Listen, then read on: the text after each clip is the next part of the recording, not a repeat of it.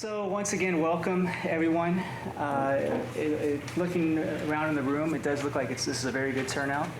I appreciate your time. So today, myself and two of my colleagues here will be talking a little bit about the learning outcome associated with number 5, of which all of us in the room likely have a general idea in terms of what this is ultimately related to. And how I essentially approach this or think about this is from a research perspective, because in research, it's clear that we can actually take a close look at particular domains that support students in their transitioning into college, particularly during their first year. And two domains in particular can be associated with an academic domain as well as a social. And when you attempt to break these down to try to get a better sense for what these actually look like, it's important to understand the role and almost expectation that faculty can play in supporting students in an attempt to understand what this means for them, right? So essentially learning outside of the classroom that ultimately ties together anything and everything that is occurring within the classroom. And for those of us, all of us in the room who have successfully sort of progressed in our careers, particularly in academia, we're well aware that sometimes information that's gathered may not always be front and center, but instead hidden. Hidden in a sense that individually we may have to go out of our ways to get a better sense for what something looks like, for how something works, for the type of adjustments that may be necessary, and ultimately what sort of impact this may have on us. In other words, what kind of return. So keeping all of this in mind and thinking about this particular learning outcome for myself, I made an attempt to essentially embed an opportunity within my class to have students actually write down some of the areas that they may be thinking of relative to academic and social integration. And utilizing eCampus, I basically just attempted to include some prompts using the discussion board to help get students to further reflect on some of their experiences relative to academic and social integration. And ultimately what I found was that the discussion board is a good starting point because it allows them to jot down some information relative to what individually they may be thinking and perceiving, and then as well as perhaps open up discussion within the discussion board. And then simultaneously, I work as sort of a monitor, and I'm actually in the discussion board myself, providing feedback. So it's not just the students who are ultimately responding to each other, but I actually take the time out to also reflect and try to chime in.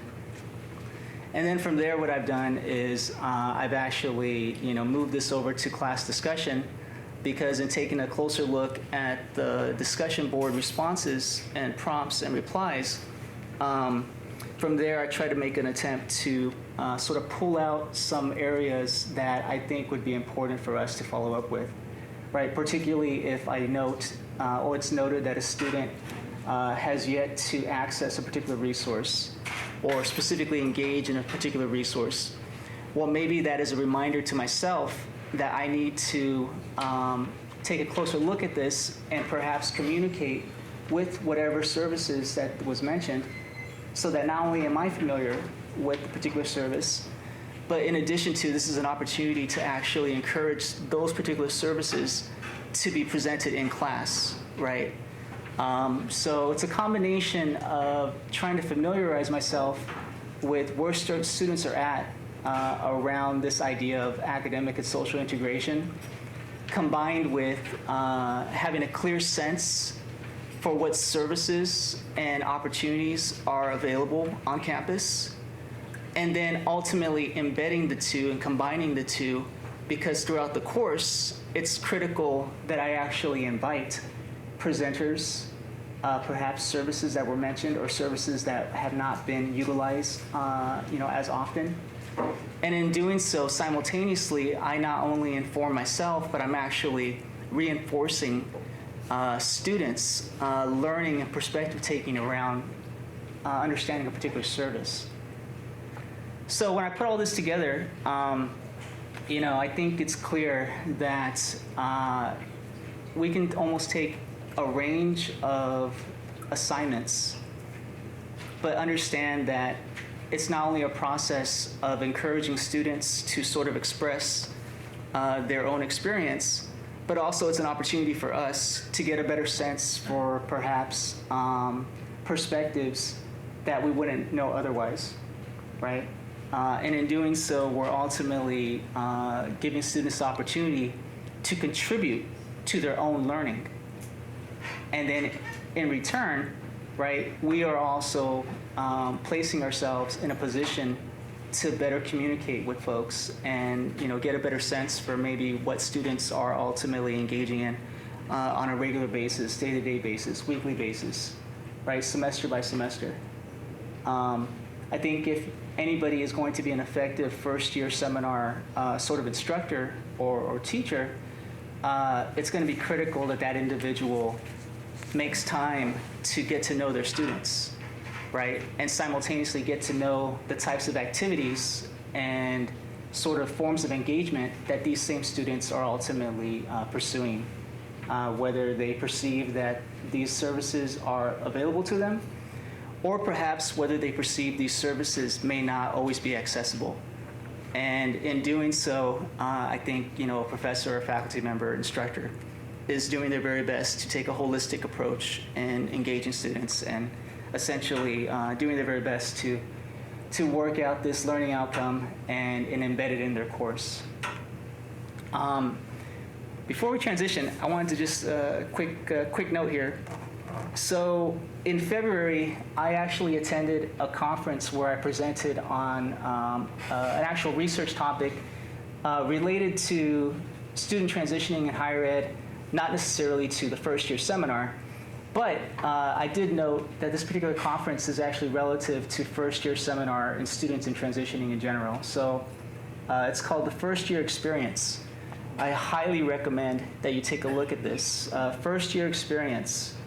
It's a consortium that's ultimately sponsored by the University of South Carolina. So I highly suggest to take a look at this, and if by chance anybody is interested in sort of following up and understanding, getting a better sense for what first-year seminar or first-year seminars can offer our students, I think this is a very, very good resource. Okay, thank you. Cool. Thanks, Tony. Can you just quickly ask what you taught? Oh, yes. So the first-year seminar that I taught was called Current Issues in United States P through 20 U.S. Education. This is the first time this particular class was taught. I started my position here in fall 2015, and I was ultimately encouraged to think about a course if I'd like to teach one. And so this was a course that I developed over the last year and ultimately taught it this past fall. Okay, sure. With your discussion board posts, Sure. And there may be others here who also do this for other classes, doing discussion boards, but I attempted to do this once and was struggling with like a rubric for how you grade it. How do you grade like the level of effort in the response? I know you have like a certain amount of sentences, but a sentence could be very simple or it could be very Sure. complex. So how do you grade that? So I think it starts with actually introducing the actual discussion board first. So for example, the discussion board in the syllabus is noted to occur, several weeks in or what have you, or started discussion boards. But you actually have to show and actually tell students how exactly to respond, to get a sense of responding. And so in doing so, this may actually minimize kind of what you were getting at, where students kind of go into discussion board and perhaps one or more, wouldn't give a clear, comprehensive response or what have you.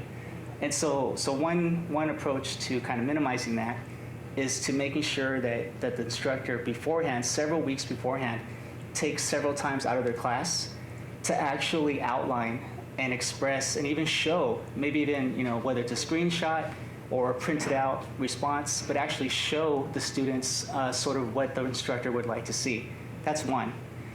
And then two, as far as actually grading it, I think it's pretty simple, right? You could go as high as maybe 10 points, and it's the idea that we're thinking about a holistic approach 100%. So let's say the person gets, 3/4 of this, right, based on what you've read, then you can ultimately grade accordingly. What I did with this is I kept it very simple because if you note, I actually had several discussion boards. I basically just scored 5 points each. But in my mind, the process of getting somebody to actually respond to the discussion board is maybe more important, because once you can set that up, the students may feel a little bit more comfortable. And then I would encourage actually faculty to actually respond and actually be a part of the conversation, right? Because when you do that too, it also is modeling and showing the students, giving them an idea and a sense for perhaps how they ought to be responding themselves. Yeah. Co-collaborate, right, and visit a site, engage in maybe a problem-based learning, engage in some sort of dialogue or what have you, discussion.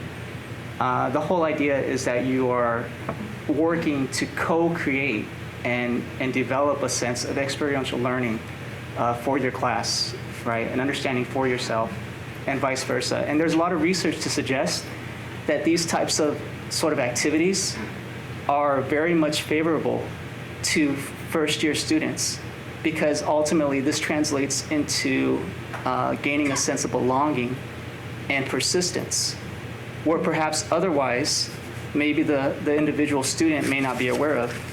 So bottom line, what it comes down to is faculty need to think about how it is that you are modeling, right, behaviors, forms of communication, opportunities for engagement that you recognize would be supportive, that maybe are not always, again, front and center, or are not always highlighted, but instead, frankly, are, have to be sought out and have to be explicitly sort of expressed.